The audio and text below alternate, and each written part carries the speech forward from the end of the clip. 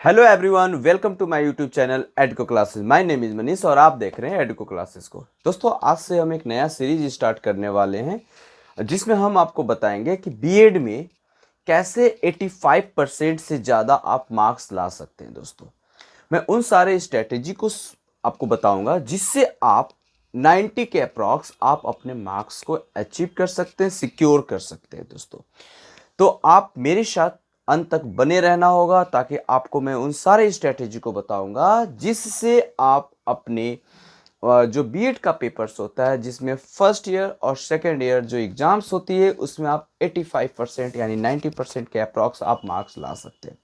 दोस्तों, उसमें आपको बहुत सारे बच्चे कहते हैं कि बहुत ज़्यादा लिखना पड़ता है। आप कम लिख कर भी अच्छे स्ट्रैटेजी के साथ कुछ पॉइंट्स को आप ऐसे एलोबरेट करोगे कि जिससे जो एग्जामिनर्स होते हैं, जिससे आपके कॉपी जो चेक करते हैं, जो आपके उस पॉइंट से ज़्यादा प्रभावित होंगे और आपको मार्क्स अच्छा फुल आउट ऑफ फुल देने की कोशिश करेंगे और आपका मार्क्स काफ़ी ज़्यादा अच्छा हो सकता है। तो उन सारी स्ट्रेटेजी को डिस्कस करेंगे कि आपका मार्क्स कैसे अच्छा है। जी हाँ दोस्तों, तो आज जिस टॉपिक पर हम बात करेंगे उस टॉपिक पर लर्निंग एंड टीचिंग, बीएड का फर्स्ट ईयर में लर्निंग एंड टीचिंग करके आपको पढ़ना है। उसमें हम आज बताएंगे कि what is learning and explain the characteristics of learning. इस क्वेश्चन को मैं आपको बताऊंगा कि कैसे किस किस पॉइंट को आप उसमें लिखोगे, किस किस पॉइंट को आप शामिल करोगे जिससे आपकी आंसर काफ़ी ज़्यादा इन्फ्लुएंसिव हो। तो इसी सब को आज के वीडियो में बताऊंगा और ये सीरीज हमेशा चलता रहेगा जिससे आपकी एग्जाम्स में काफ़ी ज़्यादा मदद मिल सकता है, ज़्यादा हेल्प हो सकता है।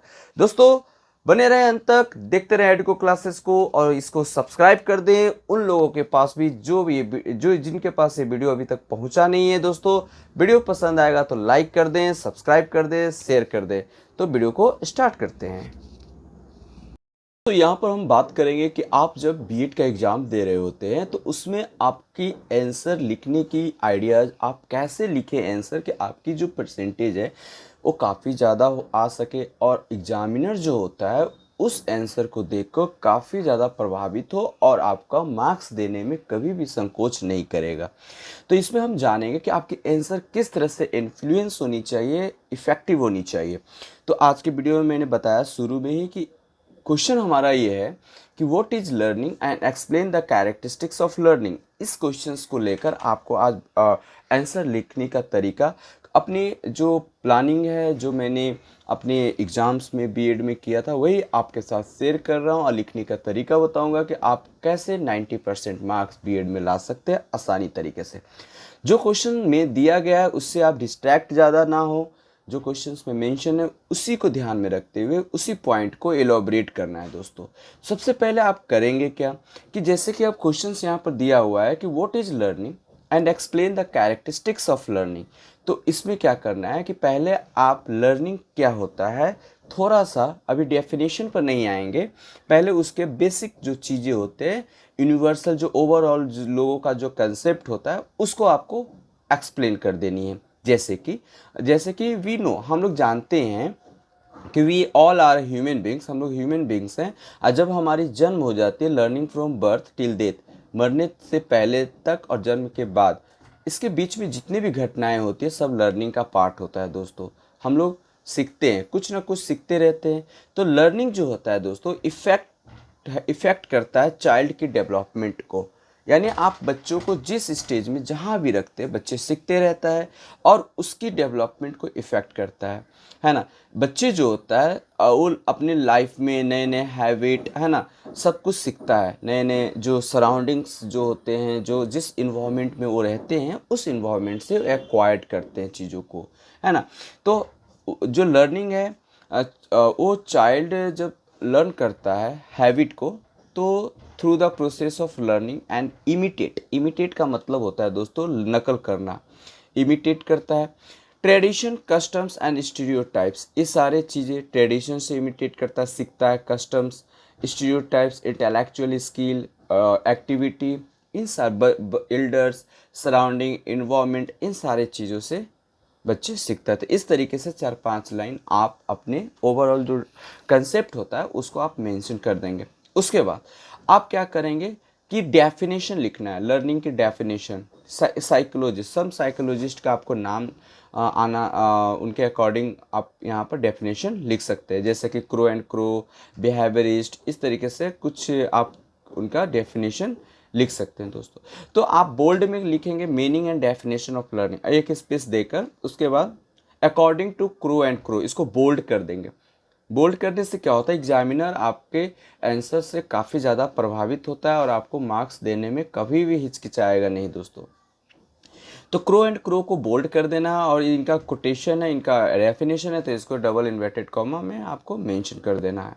Learning is the acquisition of habit, knowledge and skills. तो लर्निंग एक एक्विजिशन है हैबिट की, नॉलेज की और स्किल, इस तरीके से आप मेंशन कर सकते हैं।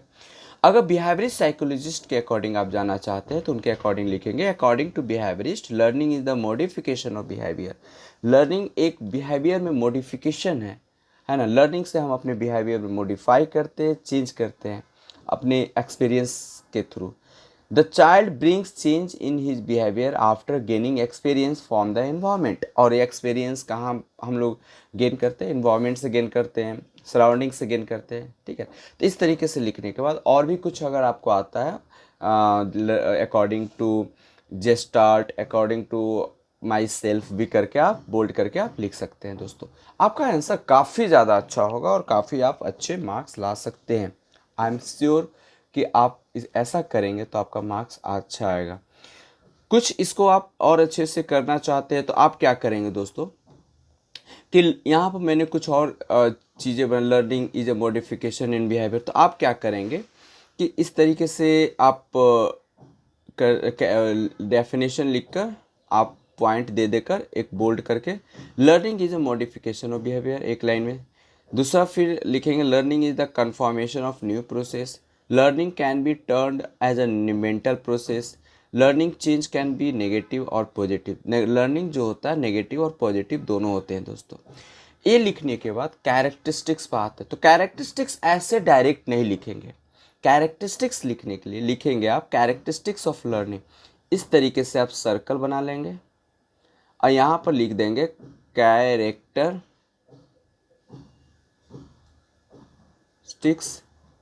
Of learning.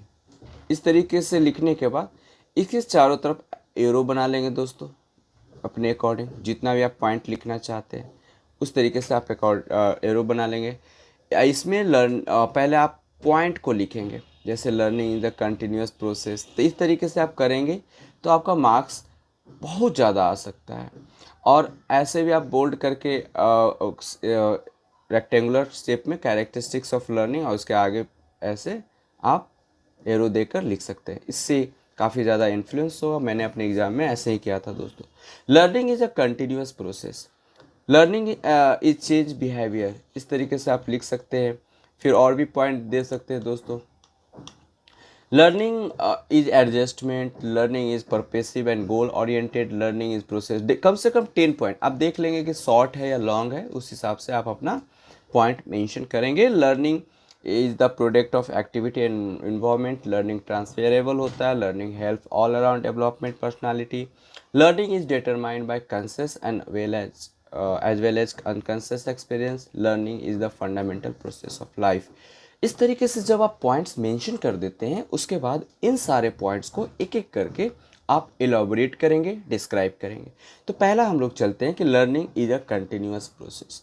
दोस्तों लर्निंग एक कंटिन्यूअस प्रोसेस है। जब हम जन्म लेते हैं वहाँ से टिल डेथ, मरने से पहले, बिफोर टिल डेथ आप क्या करते हैं, सीखते रहते हैं। Child acquire skill from experience obtain from environment, learning is a considered as a process not as a product. एक इसको प्रोसेस माना जाता है। लर्निंग एक प्रोसेस है दोस्तों। हम डे टू डे लाइफ में कुछ नए नए चीज़ें सीखते हैं, ये प्रोडक्ट नहीं है। क्या प्रोडक्शन में क्या होता है कि एक बार चीज़ें प्रोडक्ट हो गई तो फिर दोबारा वो प्रोडक्ट नहीं होगा, लेकिन लर्निंग ऐसा नहीं है दोस्तों। लर्निंग हम डे टू डे लाइफ में सीखते हैं और डे टू डे लाइफ में नए नए चीज़ें जानते हैं, समझते हैं। तो एक नया चीज़ें प्रोडक्ट कह सकते हैं उभर कर निकलेगा, तो उसको प्रोडक्ट नहीं कहेंगे, प्रोसेस कहेंगे। ड्यूरिंग दिस प्रोसेस इसमें क्या क्या होता है कि knowledge, skill, habit, attitude, aptitude get develop during this process. ठीक है। दूसरी बात है दोस्तों कि लर्निंग हमारे बिहेवियर में चेंज करता है। बिहेवियर में चेंज करने का मतलब है परमानेंट बिहेवियर दोस्तों, परमानेंट चेंजिंग। समटाइम्स कभी कभी क्या होता है कि जैसे कि कोई हमारे पैर में कांटा चुभ जाता है, थ्रॉन इन आवर लेग्स, तो उस कंडीशंस में क्या होता है कि हमें कुछ स्वेलिंग आ जाती है या फिर पेन होने लगता है दोस्तों। तो उस कंडीशन में जो चेंजेज आता है उसको आप चेंज इन बिहेवियर नहीं कहेंगे। चेंज इन बिहेवियर का मतलब होता है कि आपकी मेंटेलिटी नेगेटिव थॉट था और आपने सीखा, सराउंडिंग से, लोगों से सीखा, और सीखने के बाद अपने माइंड को चेंज किया, अपने बिहेवियर को चेंज किया, आपने कुछ नया सीखा, आप में परमानेंटली जो चेंजेस आया उसको हम बोलेंगे learning is change in behaviour. Next topic पे आते हैं। तो इस तरीके से एलोबरेट कर सकते हैं, मैंने यहाँ पर आपको पॉइंट दे रखा है दोस्तों। नाउ लर्निंग हमें एडजस्टमेंट करना सिखाता है। कैसे? कि जैसे कि लर्निंग जो होता है दोस्तों, जब हमारी जन्म होती है तो टिल बर्थ, उस समय हमारा जो हम डिपेंडेंसी होता है 100% वो हम लोग पेरेंट्स पे होते हैं, दूसरे पे होता है। ठीक है। लेकिन जैसे जैसे ग्रेजुअली टाइम हम लोग स्पेंड करते हैं, बीतता है, हम कुछ नया सीखते हैं और हमारी डिपेंडेंसी कम हो जाती है दूसरे पर और हम सेल्फ इंडिपेंडेंट हो जाते हैं। तो इस तरीके से लर्निंग एक एडजस्टमेंट सिखाती है, हम कैसे एडजस्ट कर सकते हैं हर एक सिनारियो में, हर एक प्लेस पर। दूसरी हमें लर्निंग जो होती है, लर्निंग हमें एक परपेसिव होना चाहिए। परपेसिव का मतलब होता है एक पर्पस होना चाहिए, एक गोल ओरिएंटेड होनी चाहिए कि जो भी सीख रहे हैं उसका कहीं ना कहीं यूटिलाइजेशन होता है। सीखने के लिए तो बहुत सारी चीज़ें होती है, लेकिन गोल ओरिएंटेड और परपेसिव होगी तो आप एक सही तरीके से कम समय में अच्छा आप सीख सकते हैं। तो लर्निंग एक गोल ओरिएंटेड होनी चाहिए, आप गोल सेट करेंगे और सीखते चलेंगे। उसके बाद अब बात करेंगे दोस्तों कि learning is a process of development. Learning एक प्रोसेस है, अभी भी बताया था, जो हमारे डेवलपमेंट में हेल्प करता है, डायरेक्शन, डिजायरेबल और अनडिजायरेबल। ठीक है। दूसरी नेक्स्ट पॉइंट जो आ जाएगा, इसको सारे को एलोबरेट करना है। एलोबरेट करते समय ध्यान देना है कि आप किस का आंसर कर रहे हैं, शॉर्ट क्वेश्चंस का आंसर कर रहे हैं या फिर लॉन्ग क्वेश्चंस का। क्राइटेरिया होती है लिमिट में। आपको मान लेते हैं कि अगर 10 मार्क्स की आपको क्वेश्चंस लिखनी है तो 10 मार्क्स में कम से कम आप 4 पेज जरूर लिखेंगे। 4 पेज कहने का मतलब दोनों साइड मिलाकर, एक पेज का 2 साइड्स होते हैं, तो दोनों साइड्स मिलाकर आप 4 पेज लिख लीजिए। 4 से 5 पेज आपको नंबर इस 4 से 5 पेज में बहुत अच्छा आ जाएगी। इससे ज़्यादा लिखने की ज़रूरत नहीं है। बहुत सारे स्टूडेंट्स क्या करते हैं, कुछ भी फालतू का चीज़ भर देते हैं और 6-7 पेज लिख देते हैं। ऐसे उससे क्या नंबर ज़्यादा आते नहीं। आपकी राइटिंग अच्छी होनी चाहिए, एग्जामिनर को सही तरीके से आप इन्फ्लुएंस कर सके, उन्हें प्रभावित कर सके, है ना, उस तरीके से आपकी राइटिंग होनी चाहिए। नेक्स्ट पॉइंट पे आते हैं। Learning is the product of activity and environment. Learning जो है दोस्तों हमारी एक एक्टिविटी की प्रोडक्ट करने में हेल्प करता है। हम जो सीखते हैं उसको कहीं ना कहीं यूटिलाइज करते हैं तो हमारा प्रोडक्शन बन जाती है। और यूटिलाइज करेंगे तो जो जिस मान लेते हैं कि हम एक अभी सीख रहे हैं, पढ़ रहे हैं, कल के डेट में हम जॉब लेंगे तो किसी कंपनी में जॉब करेंगे, तो जब कंपनी में जब जॉब करेंगे तो मेरे एक्टिविटी की वजह से उस कंपनी की अगर बेनिफिट होगा तो डायरेक्ट वो कंपनी आपको क्या करेगी, आपको अप्रिशिएट करेगी, आपको आपकी सैलरी को इंक्रीज करेगी, जो भी वो प्रोसेस वो करेगी।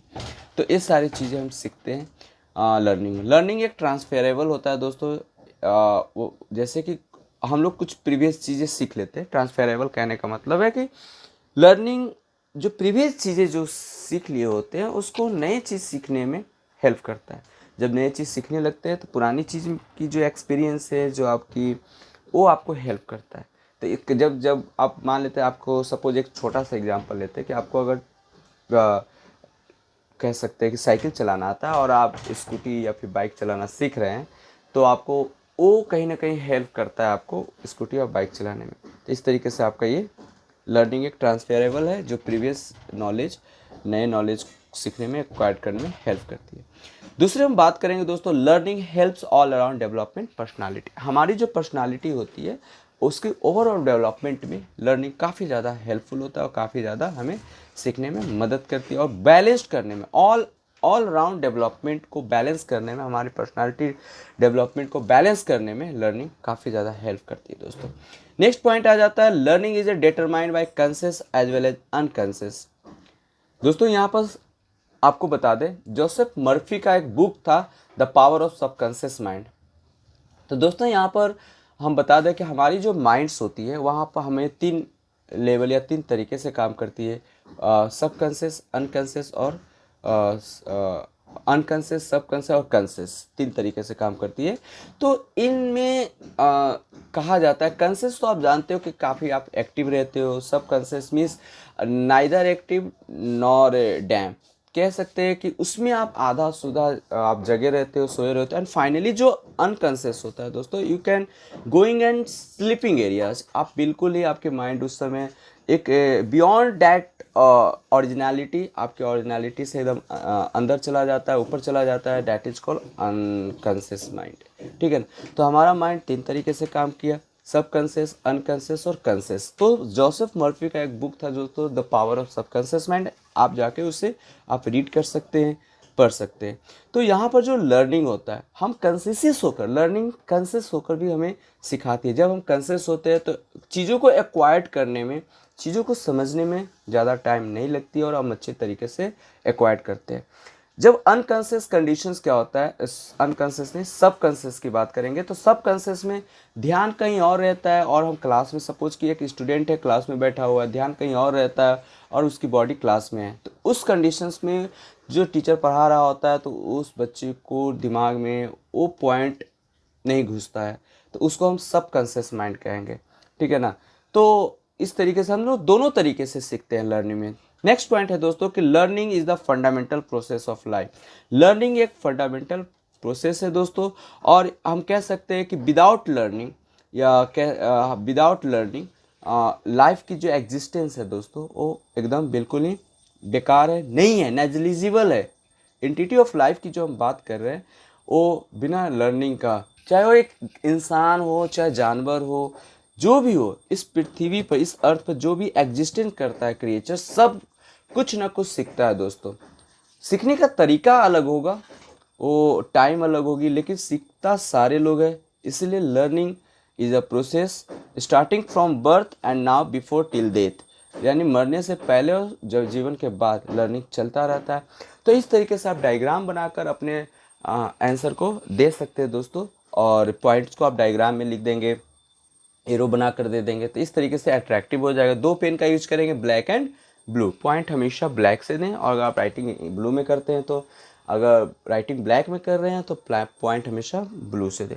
तो इस तरीके से आप अगर आप अपना आंसर लिखते हैं तो आपकी जो परसेंटेज है काफ़ी ज़्यादा ग्रोथ करेगा, और आप अच्छे से एग्ज़ाम्स में अच्छा नंबर और एक पॉजिटिव वाइब के साथ सक्सेस करेंगे दोस्तों।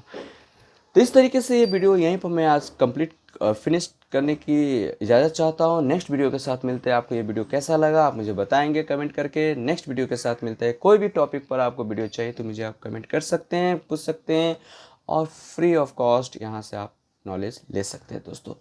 बीएड के तमाम कोर्सेज, तमाम टॉपिक्स पर मेरे चैनल पर अवेलेबल है, आप जाके प्लेलिस्ट में सर्च करके उसे डाउनलोड कर सकते हैं। अगर पीडीएफ चाहिए तो मैं आपको पीडीएफ प्रोवाइड कर दूंगा। ठीक है दोस्तों, नेक्स्ट वीडियो के साथ मिलते हैं, तब तक अपना ख्याल रखेंगे, तैयारी करते रहें। हैव अ गुड डे दोस्तों, टेक केयर, बाय बाय।